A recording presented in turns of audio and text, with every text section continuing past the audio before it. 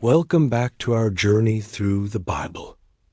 Have you ever felt like you're running from your own mistakes?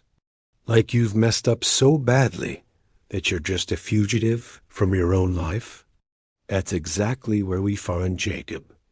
After a lifetime of scheming, he's finally done it. He tricked his own blind father, Isaac, and stole the blessing meant for his older brother Esau.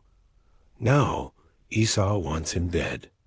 So Jacob is running for his life. He leaves home with nothing but the clothes on his back and a guilty conscience. As the sun sets on his first day as an exile, he finds himself in the middle of nowhere. No shelter, just a desolate, rocky wilderness. He grabs a stone for a pillow, collapses into an exhausted sleep, and that's when it happens. In his dream, he sees something incredible, a massive stairway or a ladder connecting the earth he's lying on to the very heights of heaven. Angels of God are ascending and descending on it. In this place of utter desolation, at his lowest possible point, heaven and earth are meeting. Standing at the top is God himself. God speaks to Jacob, not with condemnation, but with a promise. He says, "I am the Lord, the God of your grandfather Abraham and your father Isaac. The land you're lying on, I will give to you and your descendants. They will be as numerous as the dust of the earth. And through you, all the peoples on earth will be blessed. I am with you. I will watch over you wherever you go, and I will bring you back to this land. I will not leave you." Jacob wakes up, his heart pounding.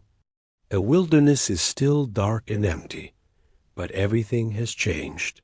He whispers in awe, "Surely the Lord is in this place, and I was not aware of it." This isn't just a patch of dirt. He realizes, this is the house of God. This is the gate of heaven. He takes the stone he slept on, sets it up as a pillar, calling the place Bethel, which means house of God. Now, Jacob makes a vow, and it's very typical of him. He says, "If God will be with me and give me food and clothes and bring me back safely, then the Lord will be my God, and I will give him a tenth of everything."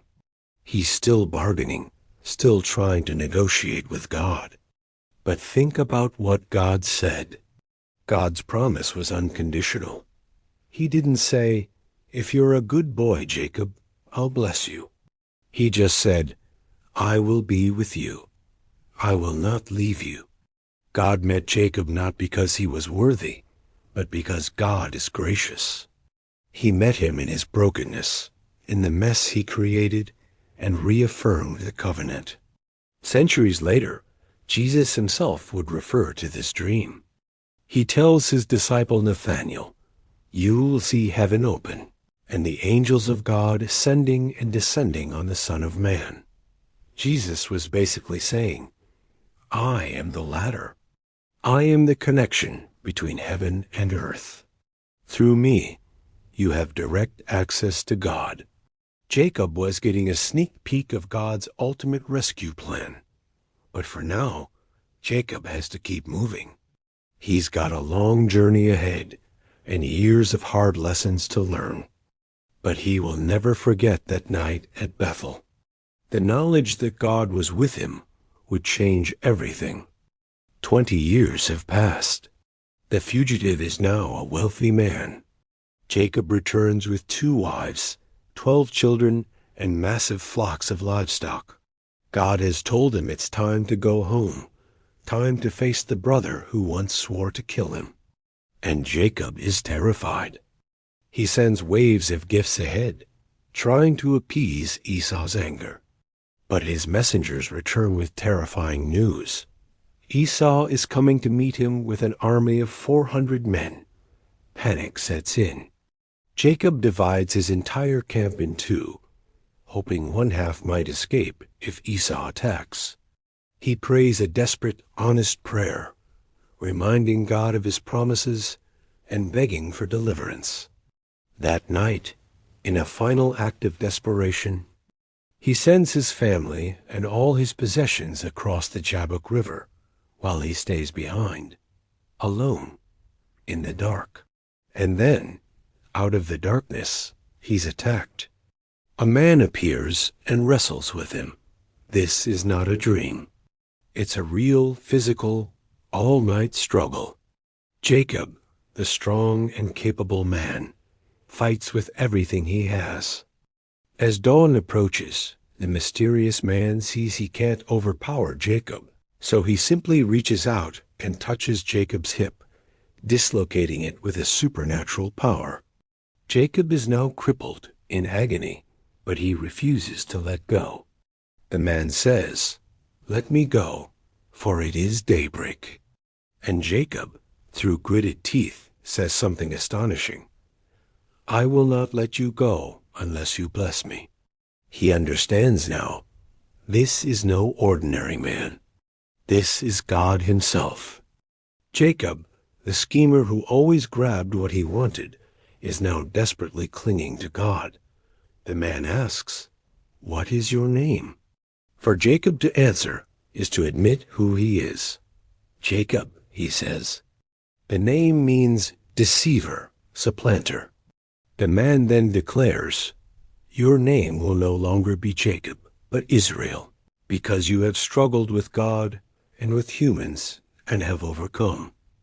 Israel means he struggles with God. Jacob has spent his life fighting everyone, but now he has wrestled with God and not been destroyed. He has held on for the blessing. Jacob names that place Peniel, meaning face of God, because he says, "I saw God face to face, and my life was spared." As the sun rises, Jacob limps across the river. The smooth, cunning man is now permanently marked. Every step for the rest of his life will be a reminder of this night. What about Esau? When he arrives with his 400 men, Jacob bows low to the ground. But instead of violence, Esau runs to him, embraces him, hugs him, and they both weep. The 20 years of bitterness are washed away in a moment of forgiveness. God had changed Esau's heart. This wrestling match transformed Jacob. He learned that true blessing doesn't come from scheming or strength, but from desperately clinging to God. Sometimes God has to wound us to heal us, to break our self-reliance, so we can rely only on Him. Jacob's new name, Israel, would become the name of God's chosen people, a nation that would also spend its history wrestling with God. Jacob walked away from that encounter with a limp, but he walked away as Israel, a man who had met God and was forever changed. Sometimes transformation requires a struggle, but when you truly encounter God, you are never the same. Through the lives of Abraham, Isaac, and now Jacob, we see God building His story. He doesn't use perfect people. He uses flawed, messy, struggling human beings who are learning to trust Him. Through this complicated, beautifully human family, God's promise to bless the entire world is moving forward. And the story is just getting started. Thanks for watching. If this story resonated with you, please like and subscribe for more.